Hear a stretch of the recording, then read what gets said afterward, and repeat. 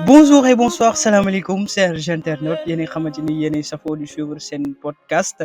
Aujourd'hui, nous avons le plaisir ñëw ak yéen malgré nag les thèmes sont nombreux, mais tey dañuy dem dénicher quelques thèmes yoo xamante ni ça nous intéresse wala thèmes yoo xamante ni ça fait vivre l'actualité ou thèmes yoo xamante ni ça fait valoir la jeunesse sénégalaise. Mais ci noonu nag dinañ ci développer lu bëree bëri balaa ñuy ñëw nag dañuy dem wax leen li xew ci actualité, c'est-à-dire Maïmouna Ndour Faye moo xamante ni moom la ñu tëyee fële ca brigade de recherche bu ñu demee ci l'actualité encore il y a le signal de la TFM qui a été coupé bien sûr parce que ñoom dañ doon def maanaam li ñu bañ une émission avec Madiambal Diagne ci noonu nag nous entrons dans l'actualité du jour, c'est-à-dire ñu ñëw ci émission bu am solo émission boo xamante ni moo tere wala sujet boo xamante ni moo tere jeunes yi nelaw ñu dugg ci wàllum football lan la ñuy war a mën a waxtaanee ci monde football aujourd'hui. C'est nombreux et dans ce siège attachez vos ceintures, nous allons directement au fin fond de cette hécatombe saisir l'importance ou la quintessence de ce monde footballistique auquel jeunes yi ils se donnent davantage. bu ñu jógee ci Thiès ñu waaxu dem fële ca Mbour parce que Thiès aussi am na lu bëree dinañ ko mën a wax bu ñu waxee Thiès suñu xel dem ca ñaari gaar en 1947-46 avec la grève des cheminots mooy Thiès kaay benn di jëkk ñaari gaar bu ñu jógee foofu nag ñu dem waaxu fële ca Mbour ñu xool le département de Mbour ñu xool lan moo fa xew parce que gis nañ y a beaucoup de centres yoo xamante ni ñoo ngi instauré wu y a beaucoup de centres yoo xamante ni ñoo ngi def seen envol dans le monde du football ba tax na jeunes yi dañuy jóge fu sori dans la région ou dans la sous-région macha allah yàlla dafa dogal ni au moins malgré c'est pas notre domaine de compétence mais jotoon nañ au moins côtoyer des jeunes yoo xamante ni issus dans le domaine ay jeunes yoo xamante ni sont ancrés dans le domaine wala jeunes yoo xamante ni football kese moo leen tax a jóg. ci noonu nag bu ñu waxee Mbour suñu xel dem ci ay centres yu bëri wala ay terrain yu bëri mën naa ci citer 2 à 3 exemples yoo xamante ni Mbour gële lañ jóge le cas de Sadio Mané bu ñu koy former dem naa ba Mbour ci terrain rail c'était la période des kankourans dama daw ba jékki-jékki ma gis benn photo boo xamante ni la une photo de Sadio Mané xam nga aussi man dama sopp ci laa dem j'ai fait quelques recherches ma xool quel était ou qui étaient les dirigeants de Sadio Mané boobu mais heureusement ki ma boole woon il n'était pas disponible mais bon je lâche pas le morceau toujours parce que loolu aussi day neex wala day am solo yàlla dafa dogal ne am na benn vidéo boo xamante ni dañ ko def tey aussi c'est disponible la grève des mareyeurs c'est disponible dans la chaîne ku ko bëgg a seetaan aussi mën nga cliquer ci lien bi mu yóbbu la di nga xam lu bëri lan mooy grève bi ñu delluwaat fële ca Mbour ñëw ci histoire Sadio Mané dafa quitté fële Bambali mooy fu mu dëkk c'est son village natal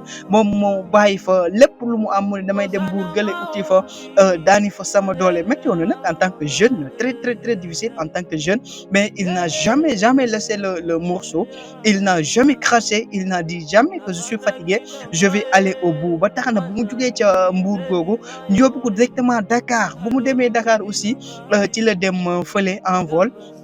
Il a dit France maa ngi ñëw donc prépare-toi et dans ce siège bu mu demee aussi c'était très difficile car il ne connaissait pas les conditions de vie lan nga war a def pour mën a adapté wu si je me rappelle première fois bu muy génn c'était temps neige mu ne gars yi man dama sol ay jaget ay blouson yooyu quoi c'était parce que c'était un Africain et dafa foog ni que bu mu jugee foofu rek tout va changer mais heureusement son corps n'était pas adapté à ça mais bu mu demee ba mu adapté wu donc mu ñëwaat bu mu duggee nag mu dem ci Southampton bien sûr mu doon un joueur talentueux bu mu duggee foofu mu dem fële ca Liverpool bu mu jugee Liverpool mu dem Bayern Munich bu mu jugee Bayern Munich mais aujourd'hui il est où il est moo ngi ca naar ga fële je sais pas est-ce que du xaalis la est-ce que aussi c'est la performance mais bàyyiwul dara ak naar ya il travaille bien mën nañ saluer encore une fois le travail que fait ses camarades ou ses coéquipiers fii ci équipe nationale du Sénégal mën nañ citer ñu bëri il y a Sénégal il y a Iliman Ndiaye un excellent joueur il y a Koulibaly un excellent défenseur il y a encore une fois Niakhaté bëri nañ il y a Krépin Diatta un joueur boo xamante ni il garde son silence dans le terrain et il ne parle pas beaucoup il fait le maximum possible bëri na buñ jógee ci Mbour balaa ñu fay génnaat ma citer leen un exemple boo xam ne damaa dem Jàmbaar mais li ma ci frappé woon c'était la photo de Bamba Dieng ñu escorté ko ma xam ne oh Bamba Dieng c'est un produit de Jambar FC Jambar nag auparavant bi ñu fa dem j'étais avec ñoom Ousmane Mané il m'a beaucoup parlé Ousmane Mané aussi c'est le même génération là avec Sadio Mané aussi il m'a dit que j'ai côtoyé beaucoup ces jeunes mais maintenant il est le coach des gardiens Ousmane Mané hein Ousmane Mané c'est le coach des gardiens à Jambar FC un ami encore une fois jot nañu waxtaan ci lu am solo ci biir Jambar il m'a bien félicité hein il m'a dit que frère du courage parce que aussi booy commencer c'est pas facile mais aller jusqu'au bout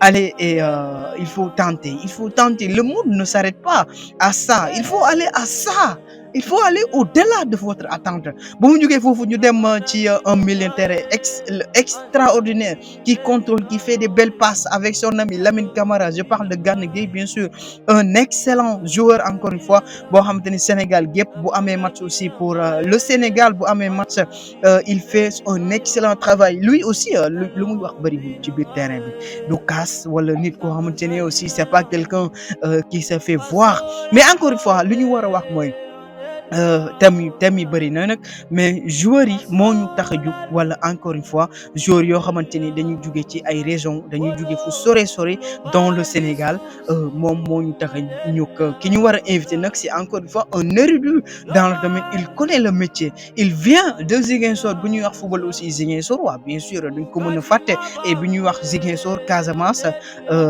ça bon encore une fois il a les connaissances nécessaires mais dans ce cas bu ñuy wax football jeune bëri dañuy abandonné loo xamante ni moom la ñuy mooy seen passion c'est-à-dire dañuy bàyyi lépp loo xamante ni mën nañ ko def c'est-à-dire dans l'éducation juste seen vision bi mooy ci wàllum foot mais parfois aussi contretemps mën na am ba wala li lay je sais pas li nga doon yaakaar dans le monde du foot du mën a am ba nga ce rêve sera brisé mais après avec l'âge déjà yaa ma gën a xam daal affaire yi ça change mais maintenant léegi comment tu vas rattraper avec le temps mais c'est compliqué léegi nag ci noonu on va dénicher derrière les portes closes de la Maison Blanche bien sûr danañ xam pourquoi ces jeunes sont attachés dans ce monde wala pourquoi jeunes yi bëgg le monde du football wala pourquoi jeunes yi bëgg coûte que coûte être pro dans le domaine maintenant nag wala c'est pas un travail facile mais dinañ xam aujourd'hui quelles sont les méthodes les moyens yoo xamante ni tout jeune war na ko def wala quels sont les moyens parce que bu ñu am nañu lu bëri mën nañ ko utiliser mais xaaral ñu jël suñu naataango bii di Edu ñu mën a waxtaan ak moom ci lu bëri allô. Oui. L'expert maa ngi lay ziar naka moom. Monsieur Simon. maa ngi lay ziar bu baax en tout cas je suis désolé pour tout à l'heure il y avait problème technique mais alhamdoulilah sant yàlla. Il y a pas de ça. Mais vous allez bien, je rappelle encore, c'est Edouard, encore c'est le secrétaire général de Galgui FC, un nouveau centre instauré à Mbour. Simon vous connaît bien, mais Edou, est-ce que mën nga présenter encore une fois en profondeur internaute bi mën laa xam bu baax. D'accord, bonsoir tout le monde, wala bonjour.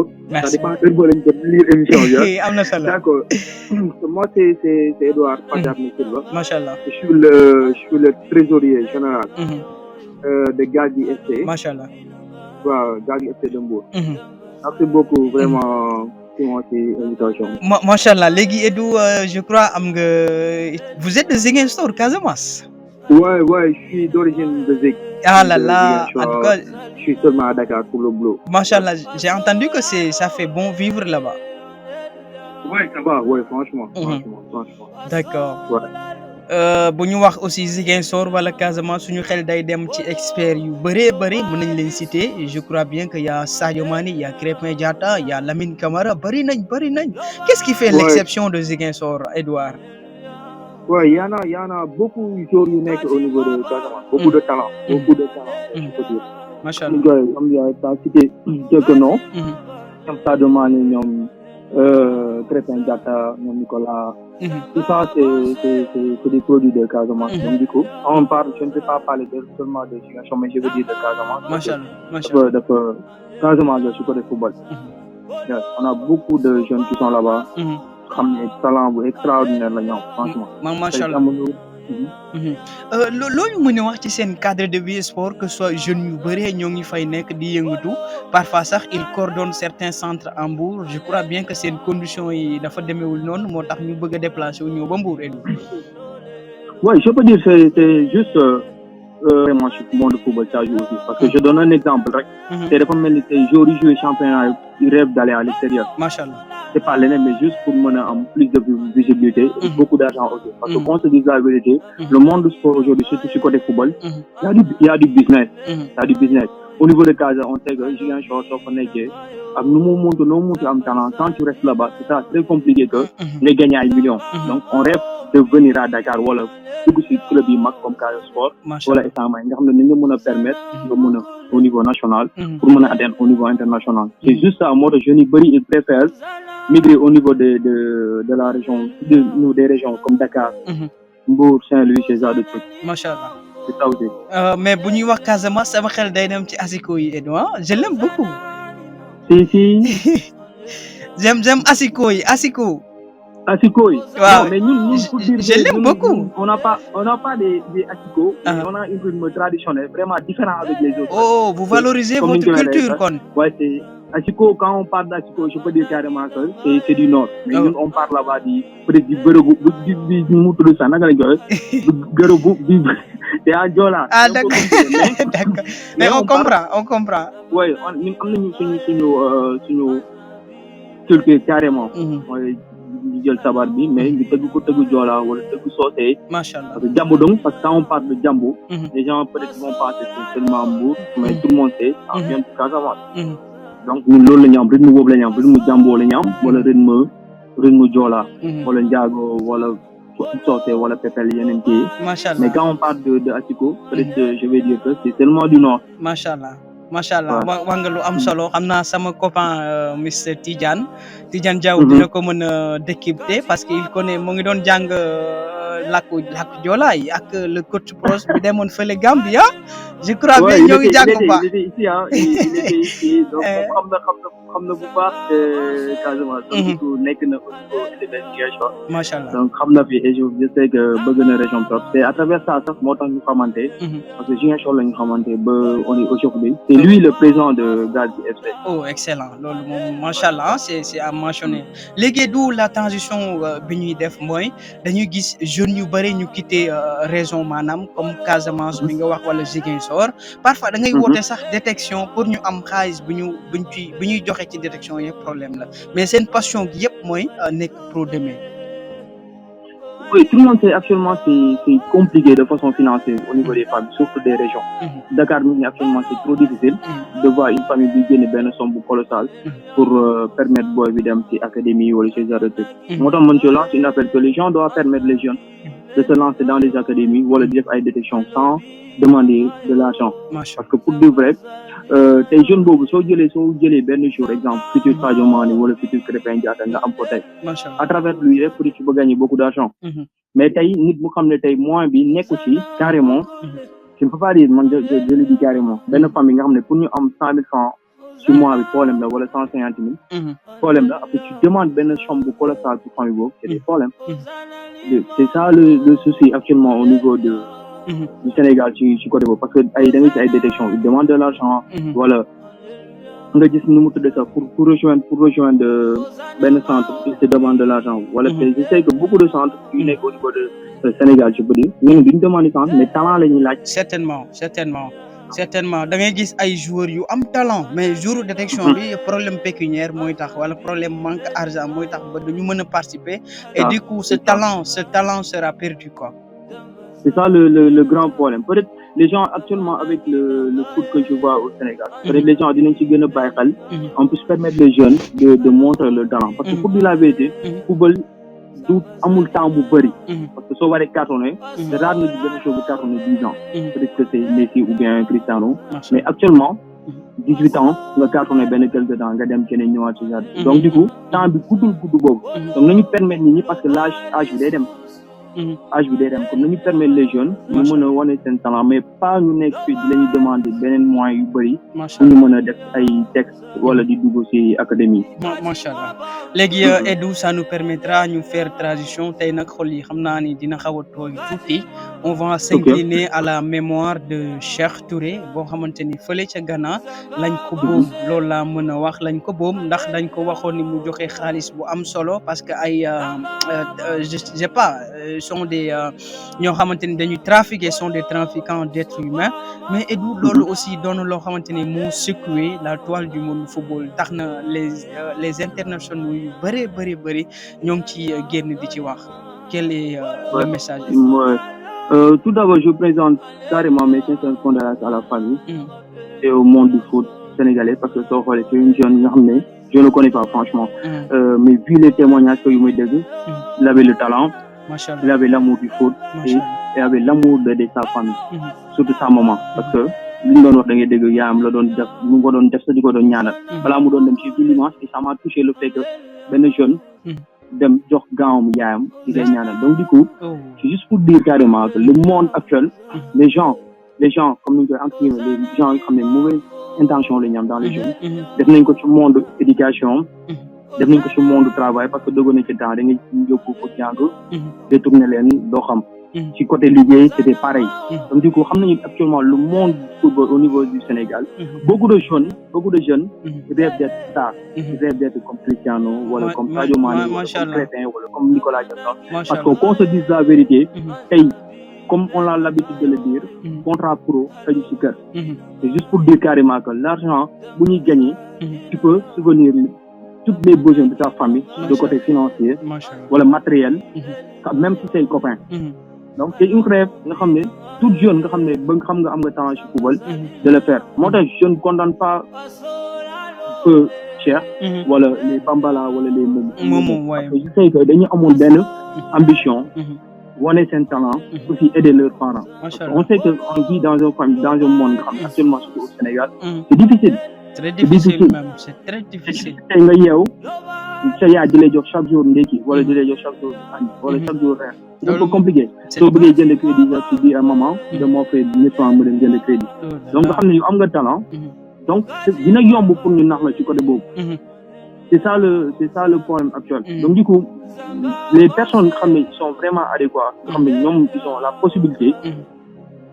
d'encadrer ces jeunes là dañ ko def ñu jàppale jeunes yi parce que instant ils sont perdus peut-être benn appel bu may lancer que les familles il faut que ñu ñemee di may seen jeunes yi ñuy communiquer avec les gens qui sont dehors wala les gens qui sont au milieu du foot parce que benn jàngat bu faam moo tey nga dégg sama doom am na tête pour dem Europe déjà la famille imagine déjà d'ici quelque temps dina doon comme Sadio Mané wala comme Crépin wala comme Messi wala comme Yamal wala comme ñoom Vinicius donc dañuy préférer nëbb loolu ñu non jarul kenn du ko yëg dañuy bàyyi bu mu dem c'est que dangereux des fois bu dee amu leen confiance seen entourage mais kenn ku ko approché chercher des informations avant de laisser les enfants sortir du territoire parce que risque la non risque la ba tey kenn ñàkk na ci bakkono ñeneen ñi noonu am nañu problème gisuñu leen dégguñu leen donc certainement vraiment difficile médecin après la mort ouais c'est ça donc il faut permettre que les familles permettre les gens nga xam ne ñu ngi ci milieu bi soo déggee su doom bëgg na def lii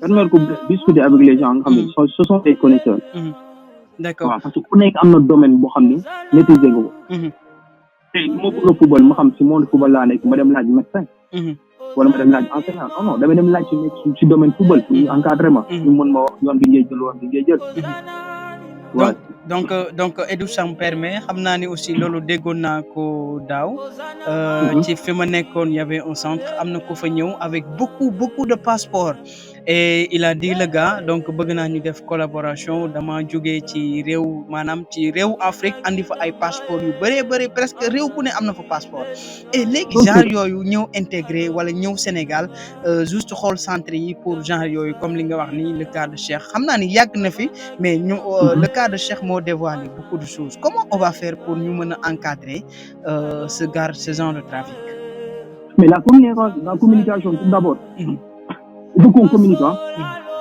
que communication bi mooy mën a parce que les cas communication moo tax bu egg ci seen il y a beaucoup de gens il y a beaucoup d'influenceurs comme on le dit ñu wane seen bopp moo tax ak cas Cheikh bi toll fii ba ñeneen ñi rëcc donc ci privilège de communication may booy ñu mën a développer seen talent au niveau d'Afrique ñu jaar ci yoon bu normal parce que tey man comme ni ma ko jógee wax sànq rek tout le monde sait que carrément monde football moo xaalis moo gën a gaaw a tekki jàng nga jàngoo donc si football mën nga am beaucoup d'argent tu peux être milliardaire vite fait loolu leer na et à travers ça la ñu mën a baab nit ñi il faut permettre les jeunes suñuy rejoindre académie bu doon benn académie bu légal man je dis su ma nee communication mais après ñu xoolaat côté sécurité des académies te da ngay gis que y a beaucoup d'ASC comme tey bu ñu nekk y a beaucoup d'ASC ñu amuñu sax récépissé loolu am na de moom après nga war a toogaat encore si mun nañu wax y a beaucoup de centres soi-disant centres de formation wala ces genres de académies mais amuñu ay papiers donc il faut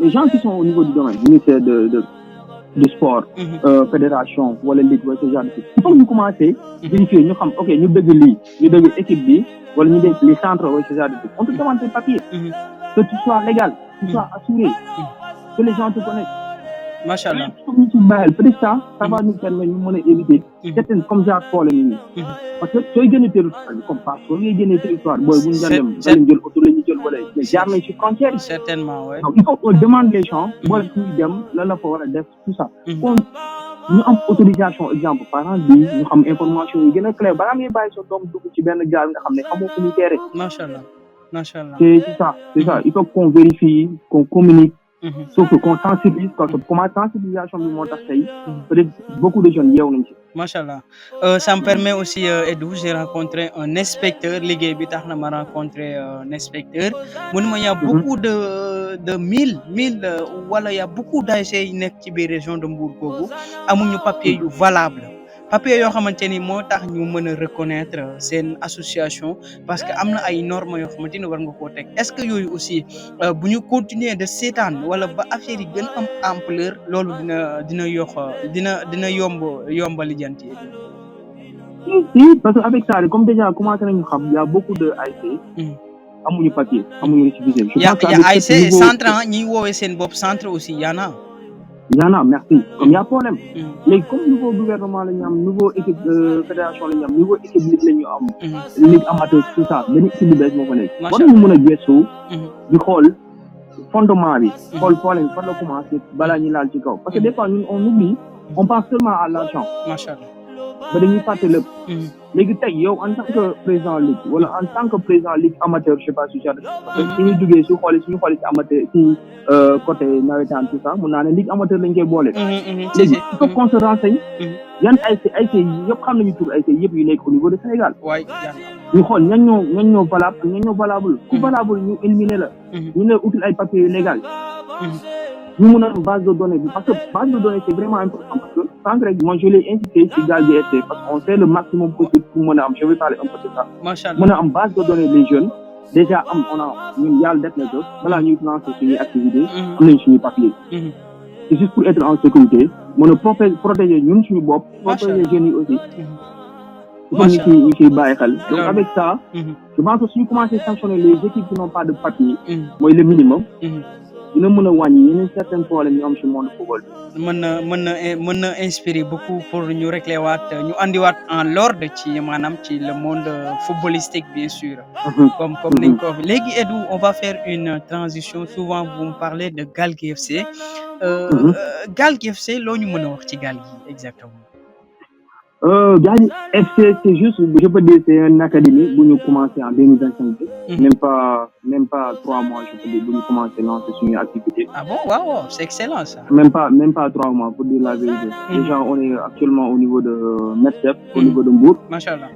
Jeunes yi commencé nañu entraîner. am na ñu commencé jàngu aussi. parce que c'est une académie nga xam ne on privé l'éducation mi ngi foofu. pour dire la vérité. Machallah. parce que tey am na koy tollu tey. ci monde football il faut nga mën lire minimum certainement sur les contrats nga mën a xam parce que des fois ñu bëri joueurs yu bëri tax na ñu baab leen ñu nax leen ci seen côté contrat ak seen agent yi donc on privilégie l'éducation mi ngi foofu parce que étude sport la donc Galgui FC ouvre ses portes à tous les jeunes xam ne U20 la commencé ñu mën a rejoindre équipe bi pour l'instant on demande juste une participation symbolique de 25 000 francs et ci 25 000 francs jeune bu nekk di ci am sa loisir am sa maillot équipement complet je peux dire léegi am na ñeneen ñi xam ne ils sont actuellement logés ils sont au niveau de Mbour parce qu'on est en collaboration avec une école bu nekk au niveau de Mbour donc du coup mu ni ko macha allah. D'après luñ dégg bu yéen a ngi def ay progrès est-ce que Gaal Gui FC a des objectifs clairs yoo xamante ni ñi jóge Casamance ñi jóge Fouta ñi jóge Dakar bu ñu déggee Edu muy wax dinañ am confiance bàyyi seen doom ñëw fële ca Gaal Gui FC fële ca Mbour. Ouais, confiance bi c'est dama ne communication bi nank mën nañu may confiance parce que déjà on a un jeune xam ne papam tey mi ngi Guinée Conakry sànq rek ñu ngi doon monsieur Balde on parlait sànq rek ñu ngi doon discuter te doomam mi ngi noonu il est interné au niveau de l'école. Machallah. Donc ça va. Donc pour wax carrément tout ce qu'on fait on fait tout pour la communiquer ak famille communiquer ak jeunes yi parce que dama ne ñun dañu def tey boo yu nekk Gaal Gui FC comme suñuy race wala suñuy doom xam ne léeg-léeg taw mën nañ leen jox mais ñeen dañuy def fonctionnaire parce que on communique souvent avec eux. Machallah. Donc du ñu yem ci côté kese côté football parce que y a social aussi. Non, mais instant yii on avait pensé de les interner pour cette année. Mais après vu la situation financière de beaucoup de jeunes comme ni ma la ko jógee sànq loolu mooy problème bi gën a majeur. En plus je comprends les autres gens nga xam ne tey soo waree internet xale bi war ko jox ndékki añ reer jox ko muy nelaw c'est un peu cher. moo tax actuellement on est en train de chercher des partenaires on ouvre les portes à tout le monde. Machallah. ñu ñëw jàppale ñu pour mën a aider ces jeunes à développer leur talent. Machallah. Sur le monde du foot. Machallah. Ouais. Mais Gaal Gui FC Gaal Gui c'est inspirant là foo leen jëlee idée bi avec Gaal Gui. Mais c'est inspirant et c'est Gaal Gui FC je vous dis parce que suñu xoolee suñu logo bi ñu comprend on a mis dañ def gaal def si ballon ci biir la mer parce que déjà Mbour tout le monde sait carrément géej bi ñu ngi à côté et gaal c'est quelque chose de vaste te je me ne gaal ñun ñëpp xëy nañ ci machallah ñu ñëpp xëy nañ ci tey ku jógee waa Dakar xëy nañ ci waa Mbour xëy nañ ci waa Ziguinchor xëy nañ ci keneen ak keneen xëy nañ ci donc on a pensé d'abord qu'on va faire des choses de façon sénégalaise day doon benn affaire nga xam ne sénégalais la nga xam ne bëgg nañ ko lancer suba te on imagine tey ñu war a dem jouer benn compétition africaine ñu dégg Gaal Gui FC de Mbour machallah donc tout le monde sait quand on parle de Gaal Gui parce que tubaab benn pirogue di nga dégg ñu ne la ah Gaal Gui c'est quoi Gaal Gui déjà dinañ yóbbu tur Gaal Gui pour xam ne dinañ ko yóbbu pour sori. Machallah. Aussi pour permettre les gens que carrément que ñëpp xëy nañ ci gaal bi. Machallah.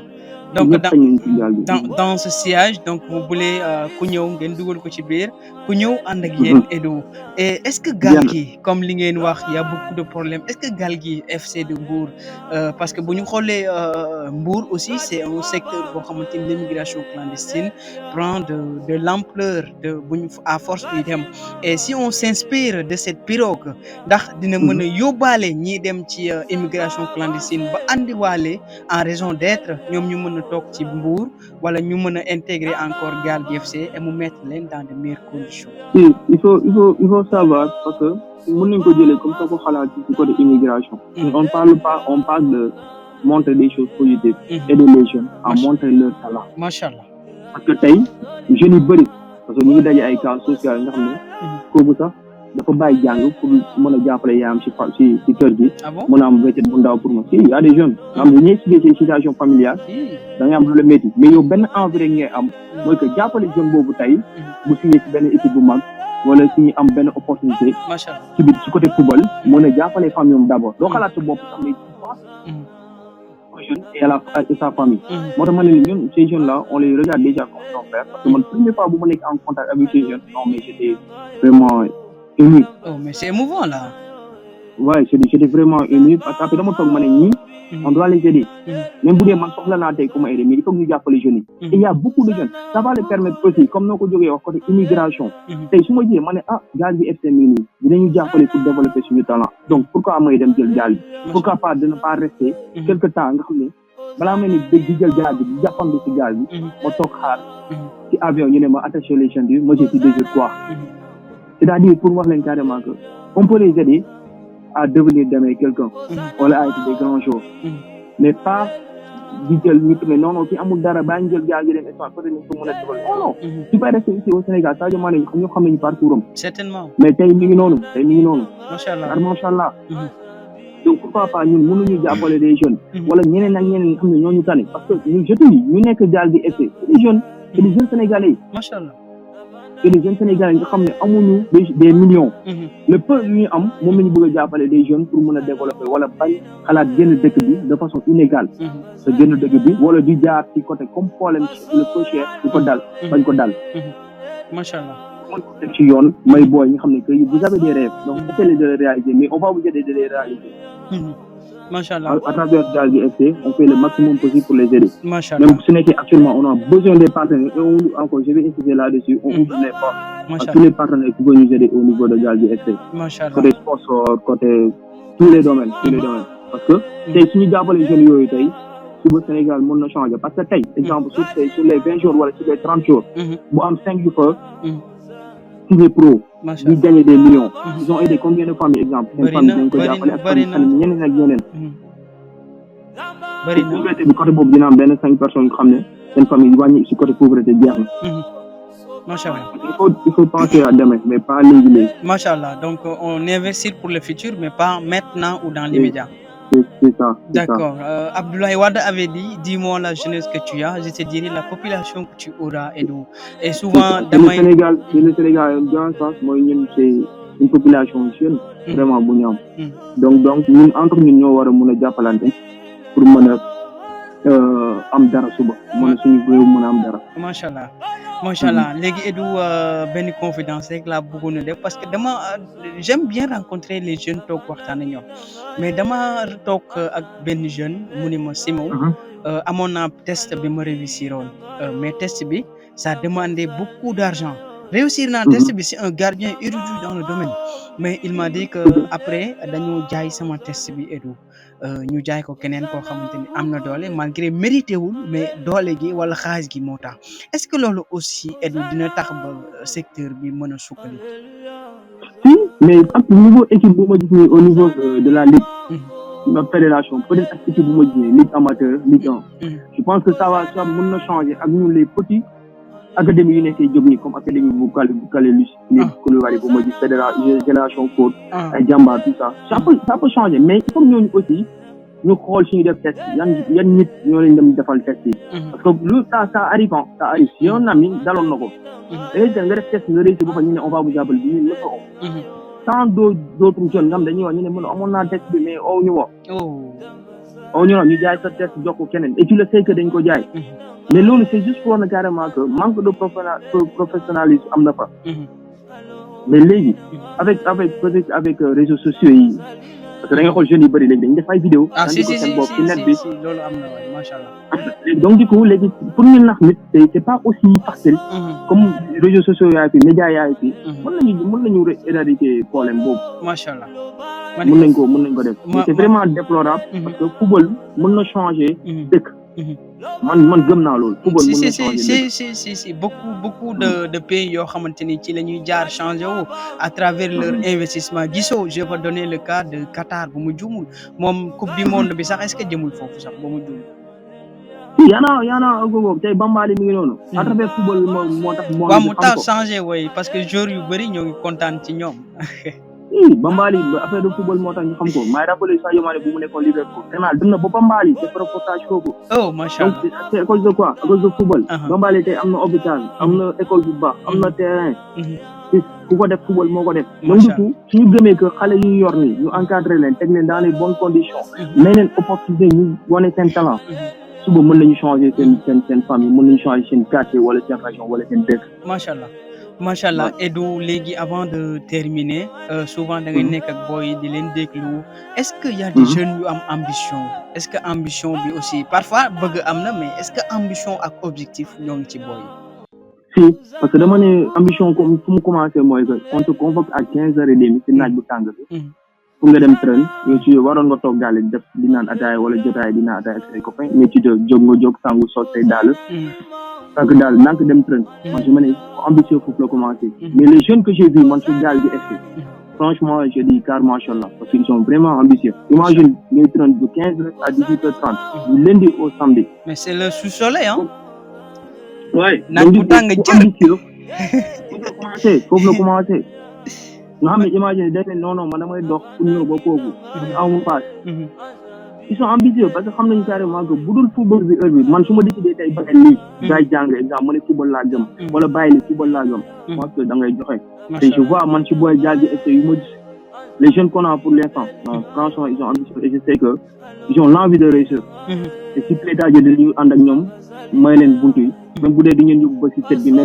ba si bi mais dinañ ubbil buntu yi jàppale leen macha allah man macha allah en tout cas l'ambition c'est ça parfois da ngay gis ay jeunes yoo xamante ni man ni dama bëgg andi fii ay coupe du monde dama bëgg changer Sénégal dama bëgg si y en a en pagaille il y a un jeune bu nekk Ourossogui macha allah quand je parle Ourossogui dafa war a rejoindre Gaal Gui FC sax parce que on fait le maximum possible pour rejoindre quand je parlais avec lui Simon boy bi dafa ma ne Edou man football rek laay def macha allah dama bëgg football après j'étais ému j'avais le chef de poule te waaw mu ne moom man bëgg naa bis 2000 xaw ma combien dama bëgg a indi Sénégal ko macha allah après je me suis rappelé directement ci film télé bi li mu doon wax papam na bàyyi jooju dina ko indi coupe du monde mais il a réalisé donc quand j'entends ce jeune parler xam ne même pas 15 ans j'ai cru en lui carrément il a de l'ambition là suñ ko jàppalee rek mën na réussir su football mais jàppale mooy lan peut-être discuter parents bi xamal ko que sa doom bi football la bëgg dinañ ko encadrer mais ñu ubbil ko dugal ko ci benn centre xam ne macha allah il a vision uti ñu xaalis pour l'instant mais jàppale nit ki développer football parce que y a des centres pour dire la vérité y a des centres nga xam ne xaalis lañ def ci kanam mais pas talent de jour bi ci loolu y a problème tey xale boobu tey suñ ko jàppalee mën na indi Sénégal coupe en 2030 si il a l'ambition mën na ko def il a l'ambition tout est possible man gëm naa ko li ngeen wax noonu non mais su ma yoroon vocal dama ko doon nga déglu ko la partie avec non dama je pense à lui souvent à lui su ma cee booy ma ne comment on fait pour jël booy boobu indi ko au niveau Gaal Gui FC mën ko permettre bu réaliser bu mu bëgg noonu à travers ñun bu jaar fa macha allah léegi Edou presque daanaka émission bi jeex na ban message nga mën a wax les jeunes yoo xamante ni peut-être dañuy yàkkamte aussi dans le monde du football ba tax ñuy dugg ci lu bëree yoo xamante ne xamuñu ko et un peu nga expliquer ñu les perspectives de Gaal Gui FC pour ñu mën a clôturer le débat Edou. D'accord merci beaucoup Simon encore lenn rek la may conseiller bépp jeune et surtout je veux dire sur tous les domaines dans la vie c'est bon comme ni ñëwee le temps passe vite c'est vrai mais dañ ne soo faire yàlla moom da ngay lekk macha allah ak lu mu demee moom da ngay lekk donc jarul yàkkamti yeneen yàkkamti ba dugal sa bopp ci yeneen problème man je le dis toujours bien lu ma yàgg ngëm mooy que man du ma exemple ci côté immigration bu ñëw un peu sensibiliser ma ne man je préfère ma toog ñu ne ma monsieur attacher les ceintures après ñu ne ma monsieur tu désires quoi que ma nekk toog ci gaal macha allah di jàppantu ñu ne non jàppantul macha allah donc c'est deux rêves yu différents tey loolu laa bëgg mais est-ce que loolu dina am wala loolu laa bëgg comme je me donne à fond pour am loolu yàlla baax mais pas faire des choses négatives exemple di jaay drogue wala di jël gaal bi certainement tant d'autres choses pour mën a dem Europe faire doucement rek macha allah si côté Gaal Gui FC am na benn axe bu ndaw ñi nga xam ne que on est vraiment prêt pour aider les jeunes du côté les perspectives Gaal Gui FC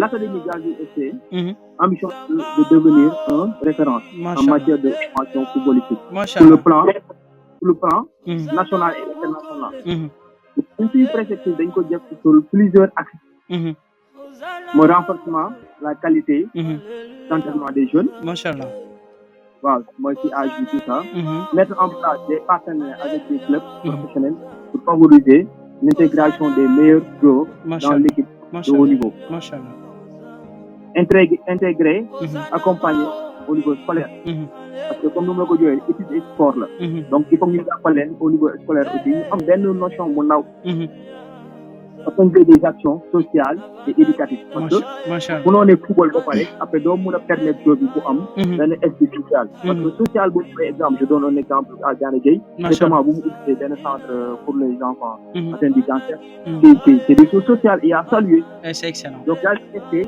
Gui FC bëgg na jàppale booy ci loolu teel ko dugal ci boppu xale yi parce que U20 soo ko teelee xamal carrément que tey soo amee ay millions war nga mun a def des choses sociales pour jàppale jeunes yi donc ci côté beneen côté bi mooy le développement sportif la woon. macha mooy allah. côté modernisation des infrastructures. mooy améliorer et agrandir le terrain. macha allah. du côté ak salle de musculation. macha espace allah. de récupération tout ça daal di essayé. ak ci boobu mu ngi ci bàyyi xel ci côté. mooy modernisation bi. créer benn centre. mooy benn résidence auberge. parce que mooy pour mën a héberger booy parce que am nañu problème boobu xam nga tey soo jëlee xale yi génnee leen exemple comme booy moom lay wax noonu. tey ñun suñu amoon tey benn lieu bu ñu mënoon téye booy wala benn bâtiment bu mag parce que moyens yi moo tax defuñu comme Koulibaly. mais tey suñu amoon moyen on allait faire comme Koulibaly. macha allah. am tey benn centre bu normal. ñu ci projet yooyu. incha mën a jël xale bu nekk bu Ouro Sogui wala bu nekk ba fond Casamance.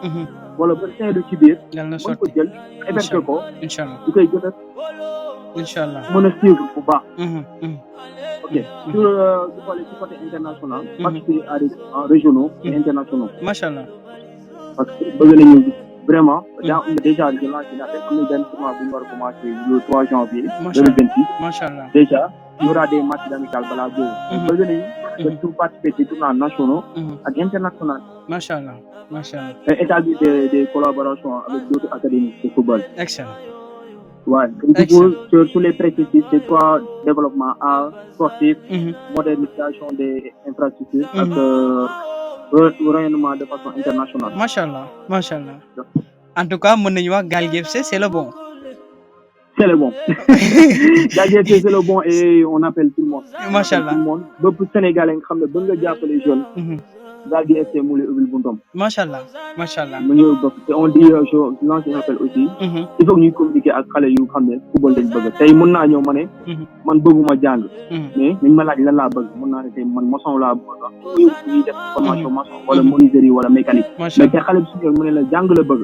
bu parler bi nga xamal carrément football la bëgg nga ne ko football dafa ànd ak benn éducation bu ndaw. c'est-à-dire que étude ak sport. Machallah. moo lay permettre suba balaa ngay signer contrat pro. nga mën a xam lu ndaw. Machallah. Machallah. Edou, en tout cas, l'accompagnement a été immense et Gisnani aussi, les analyses ont été très pertinentes. Edou, content merci beaucoup, vraiment. Machallah. Mais juste, mais c'est toi le secrétaire général de Non, je suis l'apprenti. Je suis l'apprenti. Non, mais encore, merci vraiment. C'est émission. Machallah. Machallah. Machallah. Machallah. Merci beaucoup. En tout cas, nous l'équipe de Gal GFC. Il n'y a pas de souci. À te content et bonne soirée encore, Edou. Merci beaucoup. En tout cas, merci beaucoup. Allez. Au revoir, ciao. C'est un plaisir encore une fois d'être accompagné avec ce jeune érudit dans le monde du football. Il connaît et il a beaucoup parlé du monde du football ici que Manam Demna Ziguinchor, il a expliqué ça du Mané fan la jógee ca Mbour comme ni mu ko waxoon en amont ñu ñëw fële ca Gal GFC il a beaucoup parlé comme ni mu ko waxee Gal GFC c'est le meilleur ku ut centre fële ca Mbour wala ku bëgg a intégrer un centre excellent centre élite du monde du football et de l'éducation demal fële ca Gal gi il a parlé c'est l'exceptionnel. Gal GFC, il a beaucoup de motivation et des perspectives. Et sinon, sans prendre beaucoup votre temps, nous vous disons juste abonnez, commentez, partagez. Nous menons Yata Lagien chaque jour en ay débat UBS, ay équipe d'exception, des centres d'exception yo xamanteni mo len di permettre ngeen mëna signer encore une fois et le pro yon bayi nonu avec Gal GFC, vous serez pro encore une fois et ils feront de vous des gens exceptionnels dans le monde du football. Et en tout cas, c'est un plaisir d'être avec vous. C'est un plaisir encore une fois d'y waxtaan ak yéen. C'est un plaisir encore une fois, gars yi di leen ni répéter encore ne gâchez rien des choses. Abonnez, commentez, partagez.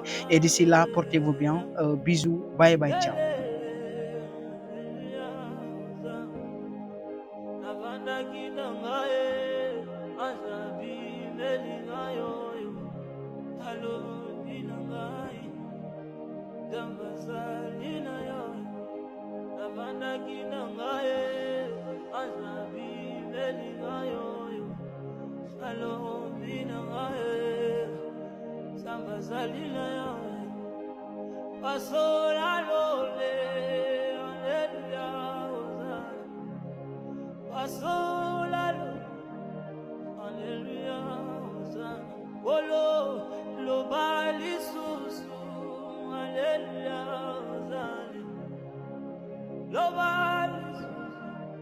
Alléluia, Hosanna. Mukaji mwabandwe, Alléluia, Hosanna. Mukaji mwabandwe, Alléluia, Hosanna. Zamba Vangelo, Alléluia.